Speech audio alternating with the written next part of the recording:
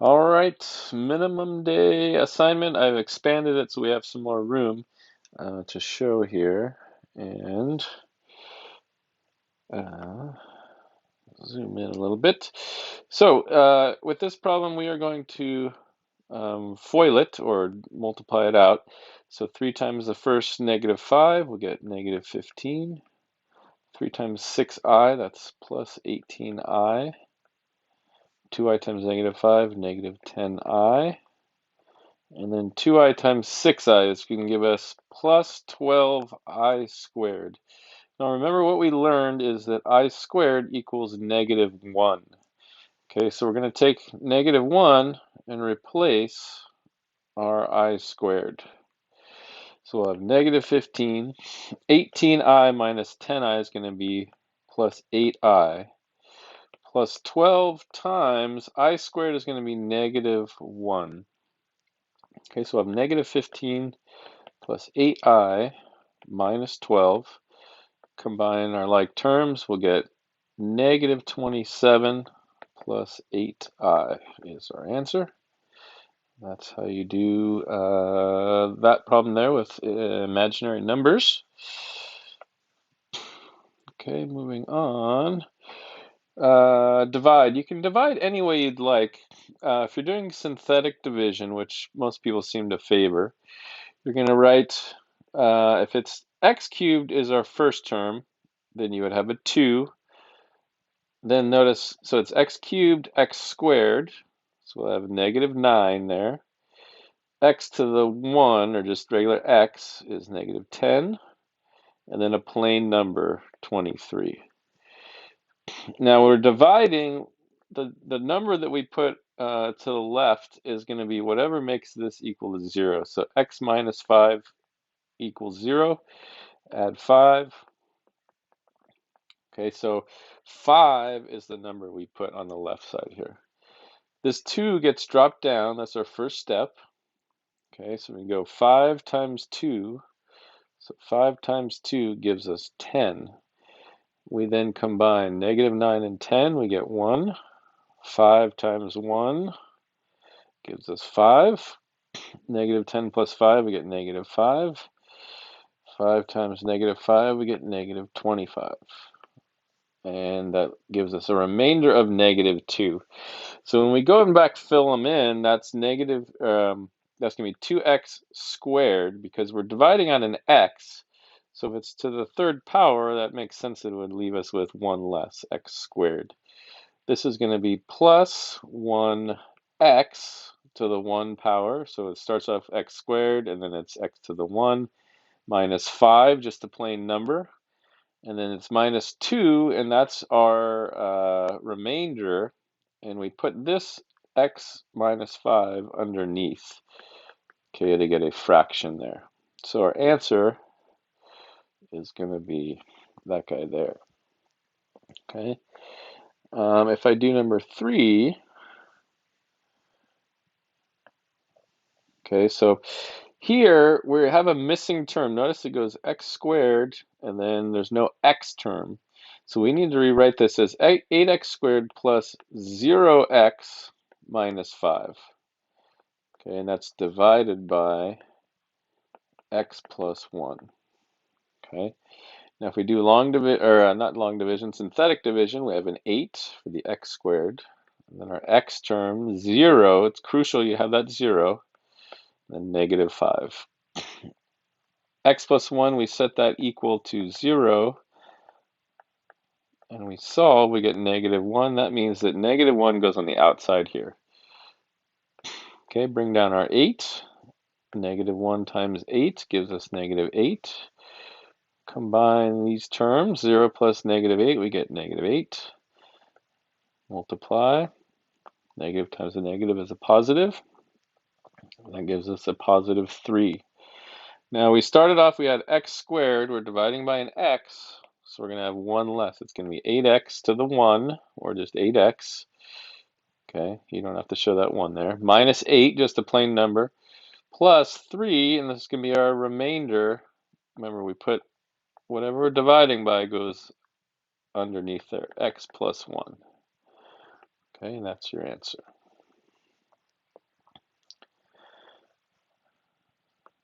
Okay, perform the indicated operation. This is 2 times f of x right here. Our f of x is 3x, so I'm going to put 2 times 3x minus 4 times my g of x, which is 2x plus 4. And we'll multiply 6x. This distributes to both. We get negative 8x minus 16. Combine like terms. Okay, and that is 2f minus 4g with the input of x. Here they want us to multiply, so we're going to say it's basically the same as f of n times g of n, and our f of n is 3n plus 1 times our g of n, 3n plus 3. This is a case where we're going to FOIL it, or just multiply it out. 3n times 3n, that's 9n squared. Remember, n times n would be n squared, because this is n to the 1, n to the 1. We add those exponents. 1 plus 1 gives us 2. That's when we're multiplying. N times n squared. Whoops, we jumped. Oops, okay. Next, we're going to do 3n times 3. That gives us 9n. 1 times 3n, that's 3n. 1 times 3 is 3. Combine like terms. That's a weird n I just drew. 9n squared. I did get a C in penmanship in 5th grade from Dr. Renault. All A's and a C in penmanship. There we go again. He's haunting me. 12n plus 3. So that is f of n times g of n. Okay, moving on. Here we are dividing f of a divided by g of a. That's going to be a squared, oops, a squared plus 5 divided by our g of a, which is a plus 2. Sometimes you can reduce those, not in this case. Okay, and 7. Now, students have had more trouble on these. This means f of g of x, meaning g of x is going to be our input. So we're going to take our function f and plug in g of x there. Okay, so every place we have an x in f of x, it's going to plug in. That's our new input. Okay, so we're going to have f of x is, our new input is going to be that, negative 3x cubed plus 2x. And we're putting that every place where there was an x. Okay, so this is where there used to be an x. Now we're going to plug in our new input, which is g of x. That's what this O means here, f of g of x. Okay, so our g of x is going in here, and that is negative 3x cubed plus 2x. Okay, going to distribute to both of those. We'll get negative 6x cubed plus 4x minus 2. And that's it. That is what happens when we plug g of x into our f of x. Okay, find the inverse. Remember, inverse, we start off, I like to name them x and y. So the function portion, f of n, would be y equals 1 over x minus 2 plus 2. Okay. I'm going to then switch them, so we get x equals 1 over y minus 2 plus 2. And we got to solve for this y. Okay, to do that, whoops. I lost my little scribble pad. Oh, there we go. There we go. To do that, we are going to do opposites. So subtract 2 We get x minus 2 equals 1 over y minus 2. Now we talked about you can at this point put that over 1, x minus 2. You could cross multiply them, but that's going to make life a little harder. You're going to have an extra step. So what I like to do, flip both of them. So you get 1 over x minus 2 equals y minus 2 over 1. Okay, and why that helps is now our y is in the top. In this case, it's only over 1. So if it was over another number, you'd multiply by that number to get rid of it. Here, if we multiply by 1, both sides, it cancels it, but it really doesn't do anything. Multiplying by 1 doesn't change anything. Okay, but if that 1 was another number, say a 5 in the denominator there, and you multiply both sides by 5, that's how you would do that. So you're going to get 1 over x minus 2 equals y minus 2. And the opposite of minus 2, we get plus 2. And that 2 is not adding to x minus 2 because we need a common denominator if we wanted to do that. Okay, your answer is going to be y equals 1 over x minus 2 plus 2. Okay. Number 9. Again, I'm going to replace it. Y equals 8 minus 5x over 2. Switch my x and y. X equals 8 minus 5y over 2. And this one's a little bit easier because the y is already in the top. To get rid of dividing by 2, we multiply by 2. Both sides. Those 2's cancel. 2x equals 8 minus 5y. Opposite of positive 8 is subtract 8. 2x and minus 8 are not like terms, so we're just going to get 2x minus 8 equals negative 5y. And then divide by negative 5. Let's cancel. We get y equals 2x minus 8 divided by negative 5. Okay, moving on. Y equals 2x plus 4. Switch them. Oops. Okay, switch x and y, so we get x equals 2y plus 4. Subtract 4 both sides. X minus 4 equals 2y.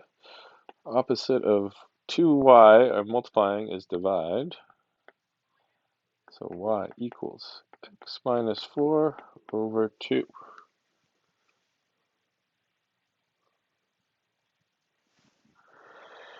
Okay, y equals negative 4 over x minus 2 plus 1. Switch the x and y. X equals negative 4 over y minus 2 plus 1. Subtract 1 both sides. And this is similar to number 8. X minus 1 equals, and the only difference, that negative there, you can apply that to the top there. I applied it to the 4. And we are going to then put x minus 1 over 1, flip them.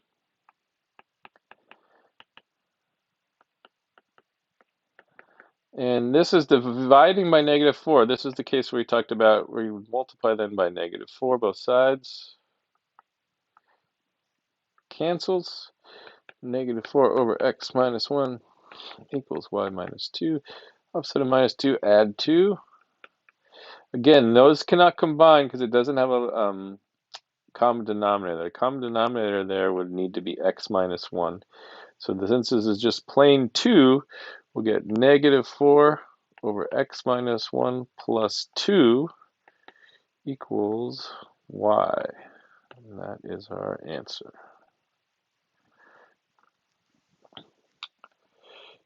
Okay.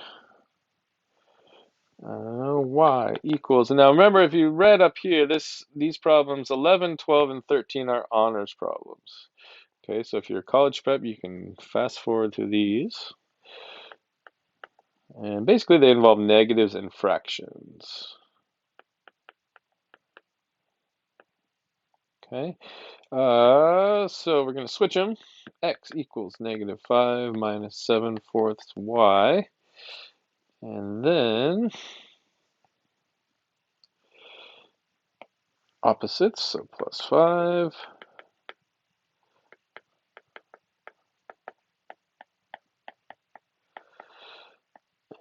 And now -7/4 y. To get rid of that, the quickest way is to multiply by the reciprocal, which is going to be -4/7. So we would multiply this like x plus 5 over 1 multiplied times the reciprocal, -4/7. Why do we do that? Because what that allows us to do is negative times a negative will give us positive. 4 on top, 4 on bottom, those cancel. 7 on top, 7 on bottom, those cancel. Leaves us with just y on the right side. Oops. And on the left side, we're going to get -4 on the top times x plus 5 over, on the bottom, 7 times 1, which is just 7. Okay. Now that -4 depends on how they're going to show it. So if it's multiple choice test, they could show it like that, or they could multiply it out. It could become -4x minus 20. That's -4 being multiplied here over 7. So either one of these answers could be one of the choices. Number 13. Oops. This gets y equals 4/3 x plus 4/3. And I'm going to switch them. X equals 4/3 y plus 4/3. If I want to get rid of those fractions, the easiest thing to do is multiply every term times 3. So I do that, 3's cancel, 3's cancel. We get 3x equals 4y plus 4. Subtract 4. 3x minus 4 equals 4y. Divide by 4. Y equals 3x minus 4 divided by 4.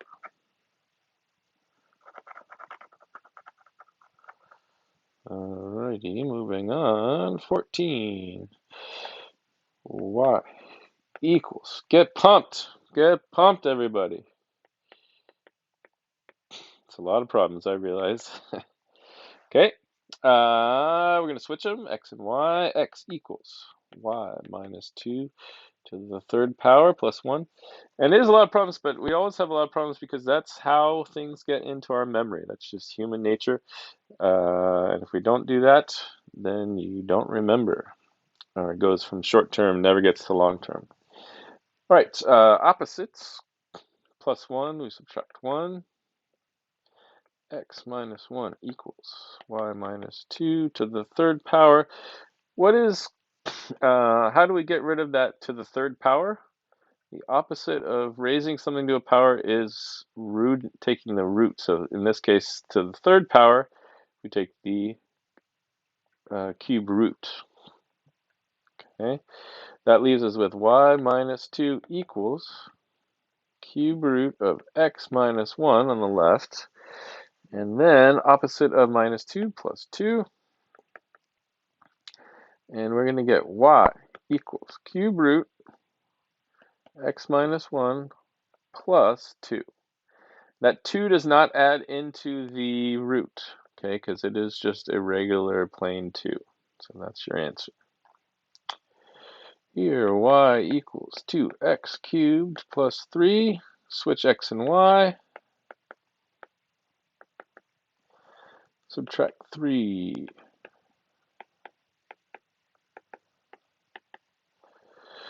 Okay, we're going to divide by 2 both sides. And the opposite of y cubed is, again, we're going to cube root it. Okay, and this time we're cube rooting the entire thing. So y equals cube root x minus 3 over 2.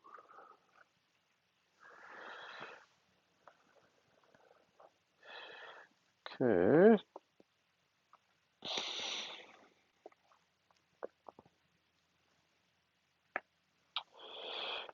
Y equals cube root x minus, oh, and this minus 2, I almost screwed up, is outside of the cube root. So first step, we switch them, switch x and y. Oh, that is quite a root sign I just drew. Okay, opposite of minus 2, add 2. And this is our x, and this should have become our y there. So when you get sloppy with that writing, just like I did there, sometimes you make mistakes. So real important to try and be as legible as possible. X plus 2 equals cube root of y. Now to get rid of the cube root, we raise things to whatever that is. So if it's a cube root, we raise it to the third power, both sides. So we would get y equals x plus 2 to the third power. All right, same idea for 17, except this one has nothing outside of the cube root like it did here, where it was minus 2.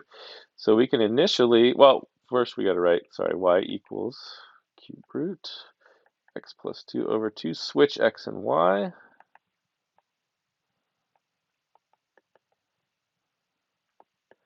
And we are going to raise that to the third power. X cubed equals y plus 2 over 2. Dividing by 2, we will multiply by 2 equals y plus 2. Subtract 2.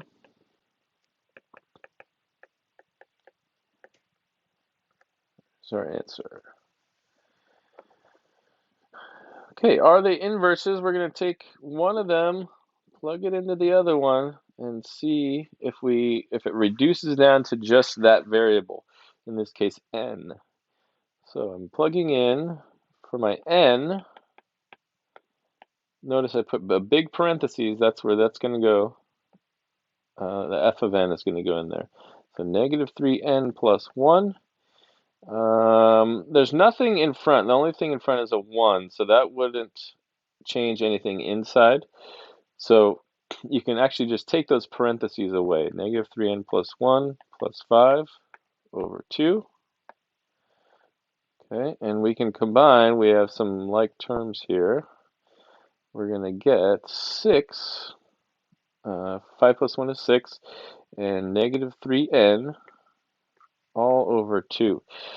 That is not going to reduce. What we would need it if it was an inverse, it would reduce to just n. Okay, and those do not translate to just n. Okay, so this one is not an inverse.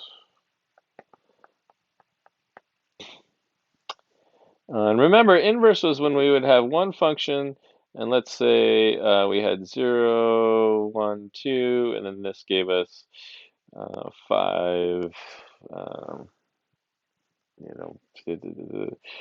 6, 7. Okay, for the inverse function, it would give us the complete opposite. So instead of 0, 5, we would get, oops, that should be an x and a y. Instead of 0, 5, we would get 5, 0, 6, 1, 7, 2. And that is for this being x and that being y. Okay, and that doesn't have anything to do with our current problem. That's just to show what the inverse would look like if you had a table. Okay, so 19, I'm going to take this guy and plug it in to my other one, and here.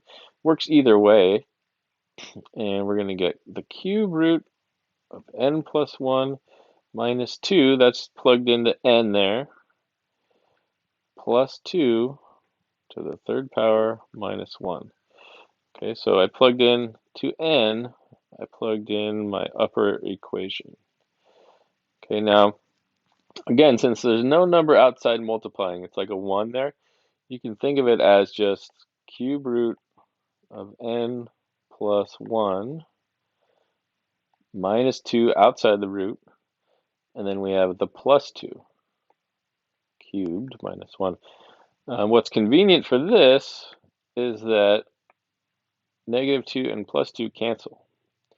We now have cube root of n plus 1 to the third power minus 1. And what is a cube root and a cube? What happens? They erase each other. So we get just n plus 1 in parentheses minus 1. Again, there's this like a 1 in front there, so that wouldn't change anything. It would just be n plus 1 if we got rid of the parentheses. 1 minus 1, those will cancel. So we get just n. Is it an inverse? Yes, sir, or yes, ma'am. This is an inverse.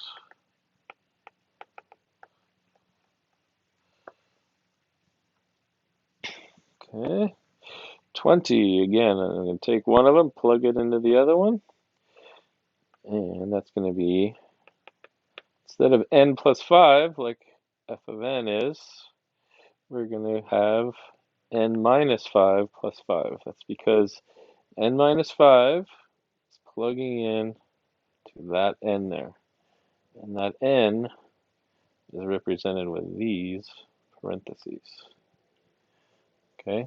Again, there's no number in front like a 1, so that we can take those parentheses away, because if we multiply, it doesn't change anything. Minus 5 plus 5 cancels. We get n, so yes, it is an inverse.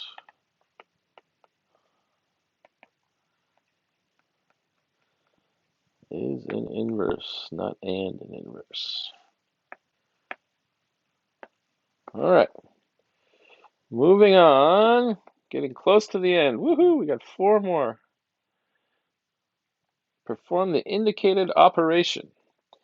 So this is saying take 2 as my input, and we want to subtract. We want to get g of 2, so the g function with 2 as my input, and subtract the f function with 2 as the input. Okay, so g of 2, that means I'm taking 2 and plugging it in for x. Okay, for my g function. So that's going to be 3 times 2, plugging that in for my x, minus 1. Okay, that's this 3x minus 1 with 2 as my input. 2 is my input, that's what they're saying. Now we have minus f with 2 as my input, the function f. And so every place where I had an x, I'm going to put a parentheses in my f function. Okay, and what's going to go in that parentheses? You guessed it, 2. Okay, so that when we evaluate that, we'll get 6 minus 1. And then here you have to be careful, because this is minus the function. That's the whole thing here. Okay, so that's minus,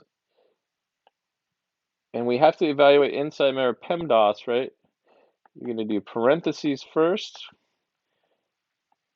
then exponents, then multiply, divide are the same rank in the math army. You do whatever comes first, left to right. Add, subtract are the same rank in the math army. You do whatever comes first, left to right. So looking here, we're looking at parentheses, and in those parentheses we're multiplying. So that's 8 plus 1. And we go again to the parentheses, we can add 8 and 1, we're going to get 9. Now we're just going to go left to right. We just have 2 subtractions, so 6 minus 1 is 5, minus 9, we get negative 4. 22, same idea, but with negative 3, that's our input. And they want to say f of negative 3 and then add g of negative 3. So that's going to be negative 3 plugging in everywhere we have an x. So the function f with a -3 input, that's going to be 2 times -3 plus g, for our g function, is going to be 2 times -3 plus 1, because that's going to go in right there. Here, multiplying 2 times -3, 2 times -3, those happen first, because in our math army, we don't have parentheses. There's parentheses, but there's nothing being combined inside the parentheses. So there's nothing we can do with those. There's no exponents. So the next step in the math army is multiply, multiply. We know it's multiply because it's a number next to parentheses. So -6 plus 2 times -3, -6 plus 1. Okay, we're just going to combine those. -6 minus plus minus is the same as saying -6 minus 6. Combine those two, we would get -12 plus 1 gives us -11. All right, we've come to the home stretch. Our two final problems. G of 2 times H of 2. So they want us to evaluate each one, plugging 2 in for our X. So that's 3 times 2 minus 2, that's G, times my H function, which is 2 times 2. 2 is our input. Gives us 6 minus 2 times 2 times 2 is 4. 6 minus 2, now that is a parentheses with something we can do inside of it, so we're going to do that first. Gives us 4. 4 times 4, 16. And the last problem, woohoo! Then I get to go have dinner. Okay, G times F, input of 2.